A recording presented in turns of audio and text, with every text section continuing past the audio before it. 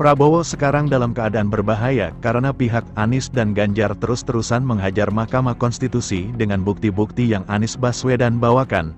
Untuk sementara ini, kubu Anies dan Ganjar merasa di atas angin. Baru-baru ini ada berita sangat mengejutkan tentang Prabowo Gibran. Bagaimana beritanya? Silahkan simak baik-baik. Inilah berita yang pertama. Kubu Anies dan Ganjar unggul di sidang MK. KPU terdiam tak bisa bantah pencalonan Gibran tidak sah. Untuk sementara, tampaknya kubu Anies Muhaimin dan Ganjar Mahfud unggul di sidang MK. Hal ini usai KPU bungkam dan terdiam tak bisa bantah pencalonan Gibran menjadi cawapres tidak sah. Di sidang lanjutan sengketa Pilpres 2024 di Mahkamah Konstitusi yang berlangsung pada hari Rabu kemarin, KPU diberi kesempatan khusus oleh Majelis Hakim Konstitusi untuk membantah semua dalil pemohon. Namun, KPU justru hanya menggunakan kesempatan tersebut untuk membantah perihal kecurangan yang didalilkan terjadi melalui sistem informasi rekapitulasi atau Sirekap. Sementara KPU sama sekali tidak membantah dalil kubu Anies dan Ganjar bahwa pencalonan Gibran sebagai cawapres tidak sah karena adanya pelanggaran prosedur. KPU bungkam terkait soal dalil pencalonan Gibran tidak sah di sidang MK. Hal ini membuat kubu Anies Muhaimin dan Ganjar Mahfud merasa di atas angin usai sidang. Pengacara Anies Muhaimin, Heru Widodo mengatakan dengan tidak dibantah menunjukkan bahwa benar adanya pencalonan Gibran tidak sah dalam Pilpres 2024. Ini mengonfirmasi bahwa dalil permohonan yang disampaikan pemohon 1, Anies Muhaimin, dan pemohon 2, Ganjar Mahfud, tidak dibantah, kata Heru Widodo. Dengan tidak dibantah maka dalam hukum acara itu merupakan sesuatu yang terbukti dan diakui, sambungnya. Pengacara Ganjar Mahfud, Magdir Ismail, juga menegaskan bahwa petitum, gugatan mereka agar Gibran didiskualifikasi karena pencalonannya tidak sah tidak dibantah sama sekali oleh KPU dalam sidang hari ini. Menurutnya, tindakan KPU ini akan membawa konsekuensi yang serius terhadap status Gibran. Bahkan tidak ada saksi dan juga tidak ada ahli yang membenarkan bahwa pencalonan Gibran itu bisa dianggap benar secara hukum, kata Magdir. Terpisah, Ketua KPU Hashim Asyari tak memberikan penjelasan gamblang mengapa pihaknya tidak membawa saksi dan ahli lain berkaitan dengan dalil-dalil selain permasalahan Sirekap. Soalnya, untuk menjawab dalil yang pencalonan Gibran Rakabuming Raka itu kan SK KPU-nya sudah diuji, misalkan digugat beberapa pihak di PT UN. Sebut Hashim kepada wartawan.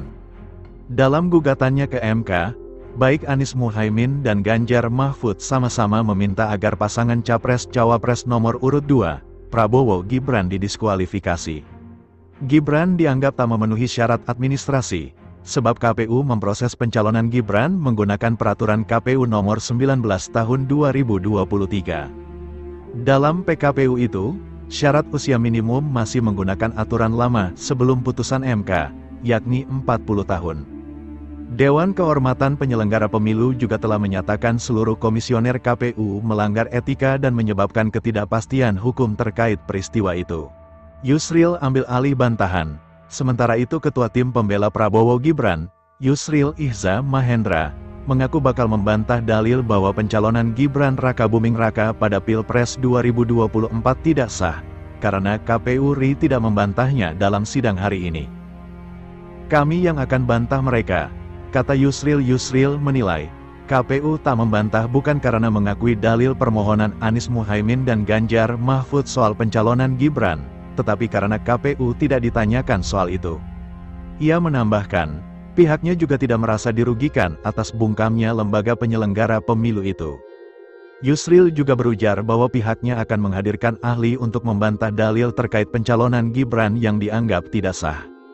KPU sebenarnya menutupi melengkapi hal yang sebenarnya kami tidak bisa terlalu banyak menerangkan, jadi mereka fokus saja menerangkan tentang Sirekap, ujar Yusril. Itulah berita yang pertama, sekarang Mimin akan bacakan berita yang kedua. Kubu Anies dan Ganjar kompak sebut pencalonan Gibran tak sah, sikap KPU tak membantah menguatkan. Tim hukum Anies Muhaimin dan Ganjar Mahfud MD meyakini pencalonan Gibran Rakabuming Raka sebagai calon wakil presiden mendampingi Prabowo Subianto benar-benar tidak sah. Pada kesempatan yang sama, kuasa hukum Ganjar Mahfud, Magdir Ismail juga menegaskan bahwa petitum atau gugatan mereka agar Gibran didiskualifikasi karena pencalonannya tidak sah tidak dibantah sama sekali oleh KPU RI dalam sidang hari ini. Perkara pertama diajukan tim hukum pasangan calon presiden dan calon wakil presiden nomor urut 1 Anies Baswedan dan Muhaimin Iskandar pada Kamis, tanggal 21 Maret tahun 2024 lalu. Itulah berita yang kedua. Sekarang Mimin akan bacakan berita yang ketiga. Kubu Anies sindir balik Hotman Paris yang merasa menang dengan poin 20 dan 0 di MK. Anggota tim hukum nasional Anies Baswedan dan Muhaimin Iskandar, Reflay Harun, menyindir balik anggota tim pembela Prabowo Gibran, Hotman Paris Hutapea, yang merasa sudah menang telak 20-0 dalam sidang sengketa hasil Pilpres 2024. Reflay mengatakan tim pembela Prabowo Gibran memiliki jam terbang tinggi, tetapi jarang menangani perkara di Mahkamah Konstitusi. Jadi kawan-kawan semua, itu bedanya orang jam terbangnya tinggi tapi mendarat di MEK-nya jarang, nah kita ini mendarat di MEK-nya sering. Jadi, ada dua hal yang ingin saya sampaikan, ujar Reflay dalam konferensi pers di gedung MK. Reflay juga meyakini Sirekap adalah alat memandu kecurangan. Dia menyebut ada penghentian proses rekapitulasi di PPK saat Sirekap diperbaiki sehingga mencurigakan. Makanya, kami katakan Sirekap ini alat bantu, alat memandu yaitu memandu kecurangan. Salah satu indikatornya misalnya ketika kita tanyakan soal bagaimana penghitungan manual itu dihentikan di PPK kecamatan, itu karena Sirekapnya lagi perbaikan waktu itu kan, ujar Reflay. Ada kecurigaan kan? Wah, ini untuk memarkap pihak-pihak tertentu, termasuk ada partai tertentu. Jadi kami tetap yakin bahwa Sirekap itu bermasalah, dan kalau tidak bermasalah, tidak tertarik Hakim Mahkamah Konstitusi untuk membahas lebih lanjut dan lebih lama. Itu satu hal ya, sambungnya.